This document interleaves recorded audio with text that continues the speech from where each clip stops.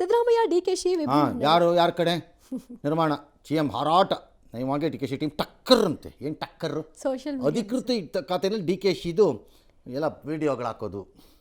I am always come back wrong. ಅದು I am always come back ಅಂತ ಎಲ್ಲಿದೆಯಪ್ಪ? ಒಂದು ಹಾಡಿದೆ ಸರ್, ಅದಕ್ಕೆ ಲಿಂಕ್ ಮಾಡಿದ್ದಾರೆ. ಹಿಂಗ ನಾನು ಆರ್ನಾಲ್ಡ್ ಶ್ವಾರ್ಜ್ನೆಗರ್ ಅವನು ಇದ್ನಲ್ಲ ರ್ಯಾಂಬೋ, ಅವನು ರ್ಯಾಂಬೋ ಮೂವಿನಲ್ಲಿ ಹೇಳ್ತಾನೆ ಅವಾಗ ಐ ವಿಲ್ ಬಿ ಬ್ಯಾಕ್ ಅಂತ.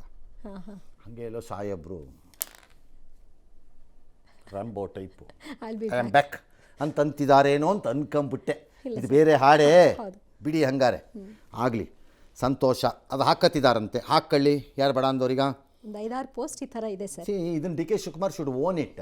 ಹೌದು, ನಾನು ಹಾಕಿಸ್ತಾ ಇದ್ದೀನಿ ಅಂತಾನೋ ಅಥವಾ ನನ್ನ ಪರವಾಗಿ ಹಾಕ್ತಿದ್ದಾರೆ ಅಂತಾನೋ. ಇದಕ್ಕೆ ಅಪ್ಪ ಅಮ್ಮ ಇಲ್ವಾ? ಇರಬೇಕಲ್ಲ ಸರ್. ನಮ್ಗೆ ಯಾರಪ್ಪ ಇದ್ರ ಅಪ್ಪ? ಇದ್ರ ಅಮ್ಮ ಯಾರು, ಇದ್ರ ಅಪ್ಪ ಯಾರು? ಎರಡೂ ಇಲ್ವಾ? ಅಬ್ಬೆಪಾರಿನಾ? ಅಬ್ಬೆಪಾರಿಗಳು DK ಶಿವಕುಮಾರ್ದೆಲ್ಲ ಹಿಂಗೆ ಹಾಕ್ಬಾರ್ದು. ಅಬ್ಬೆಪಾರಿಗಳು ಬಾಯಿ ಮುಚ್ಕೊಂಡಿರ್ಬೇಕು. ಯಾರೋ ಒಬ್ರು ಹಾಕತ್ತಾರೆ, ಹಾಕ್ಕೊಳ್ಳಿ. How does it matter? Again question. Chief minister Dalit C card ಒಲಿಕ್ಕಲಿಗ, ಇದು ಅಷ್ಟು. I am back, I will be back, I can be back. ಇದು ಬಿಡ್ತಾ ಇದ್ರೆ ನೀವು ರೈಲನ್ನು ಕೂತ್ಕೊಂಡು ಇನ್ಸ್ಟಾಗ್ರಾಮಲ್ಲಿ. ಏನು ಪ್ರಯೋಜನ? ನಿಮ್ಮ ಹೈಕಮಾಂಡ್ ಗೊತ್ತಿಲ್ವಾ? ಯಾರನ್ನ ಮುಂದಕ್ಕೆ ತರಬೇಕು, ಯಾರನ್ನ ಹಿಂದಕ್ಕೆ ಹಾಕಬೇಕು? ಎಸ್. ಇನ್ನು ಒಳ ಮೀಸಲಾತಿಯಲ್ಲಿರೋ ಗೊಂದಲ ನಿವಾರಣೆ ಮಾಡುವಂತೆ ಬಿಜೆಪಿ ನಿಯೋಗ ಇವತ್ತು ರಾಜ್ಯಪಾಲರನ್ನ ಭೇಟಿ ಮಾಡಿ ದೂರನ್ನ ಸಲ್ಲಿಕೆ ಮಾಡಿದ್ರು. ಆನಂತರ ಕೆಲ ಬಿಜೆಪಿ ನಾಯಕರು ತಮ್ಮ ಪ್ರಸ್ತಾಪ ಏನು ಅನ್ನೋದನ್ನ ಮಂಡಿಸಿದ್ರು. ಪಟ್ಟಿಯಲ್ಲಿ ಬರ್ತಕ್ಕಂತ 101 ಜಾತಿಗೆ ಸಮರ್ಪಕವಾಗಿ ಮೀಸಲಾತಿ ಸೌಲಭ್ಯ ದೊರೀತಾ ಇಲ್ಲ.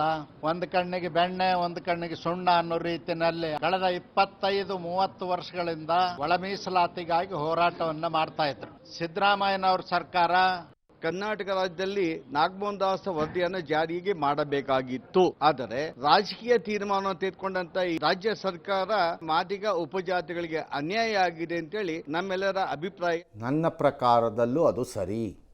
ಮಾದಿಗ ಉಪಜಾತಿಗಳಿಗೆ ಅನ್ಯಾಯ ಮಾಡಿದ್ದಾರೆ. ನಾಗಮೋಹನ್ ದಾಸ್ ವರದಿಯ ಪ್ರಕಾರ ಇರಬೇಕಾದ ನ್ಯಾಯ ಮಾದಿಗ ಉಪಜಾತಿಗಳಿಗೆ ಸಿಕ್ಕಿಲ್ಲ. ಒಳ ಮೀಸಲಾತಿಯ ವಿಚಾರದಲ್ಲಿ ಮಾದಿಗ ಪಂಗಡನೇ ಸಾಕಷ್ಟು ಅನುಭವಿಸಿ ಆಗಿದೆ. ಎಡಗೈ ಬಲಗೈ ಗಲಾಟೆಯಲ್ಲಿ ಬಲಗೈ ಹ್ಯಾಸ್ ಮ್ಯಾನೇಜ್ ಟು ವಿನ್. ಹಾಗಾಗಿ ಈ ಹೋರಾಟವನ್ನು ರಾಜ್ಯಪಾಲರ ನಿವಾಸದೊಳಕ್ಕೆ ತೆಗೆದುಕೊಂಡು ಹೋದರೆ, ಕಾರಜೋಳ್ರೆ ಮತ್ತು ನಾರಾಯಣಸ್ವಾಮಿ ನಿಮ್ಮಿಬ್ಬರಿಗೂ ಹೇಳ್ತಾ ಇದ್ದೀನಿ, ಅದು ಕೇವಲ ಫೋಟೋಗೋಸ್ಕರ ಮತ್ತು ಟಿವಿಗೋಸ್ಕರ ಮತ್ತು ಪ್ರಚಾರಕ್ಕೋಸ್ಕರ. ನಿಮ್ಮಿಬ್ಬರಿಗೂ ನಿಜವಾದ ಆಸಕ್ತಿ ಇದ್ದರೆ ಹಳ್ಳಿಗೆ ಪಾದಯಾತ್ರೆ ಹೋಗಿ, ತಾಲೂಕಲ್ಲಿ ಹೋಗಿ. ಪಾದಯಾತ್ರೆ ಆಗಲಿಲ್ಲ ಅಂದರೆ ಒಂದು ಕ್ಯಾರವಾನ್ ಗಾಡಿ ಮಾಡ್ಕೊಳ್ಳಿ, ಹೋಗಿ ಪೊಲಿಟಿಕಲಿ ಫೈಟ್ ಮಾಡಿ, ನಿಮ್ಮ ಜನಾಂಗವನ್ನು ಸೇರಿಸಿ, ತಾಕತ್ತನ್ನು ಪ್ರದರ್ಶನ ಮಾಡಿ, ಎಡಗೈಗೆ ನ್ಯಾಯವನ್ನು ತಂದು ಕೊಡಿ. ಆಗ ಜನ ನಿಮ್ಮನ್ನು ಜ್ಞಾಪಿಸ್ಕೋತಾರೆ ದೊಡ್ಡ ಲೀಡರ್ಗಳು ಅಂತ. ಬರೀ ಟಿವಿ ಮುಂದೆ ಬುರುಡೆ ಬಿಟ್ಕೊಂಡು ನಿಂತ್ಕೊಳ್ಳೋದ್ರಲ್ಲ ಅಥವಾ ದೂರ ಕೊಡೋದ್ರ. ಎಸ್.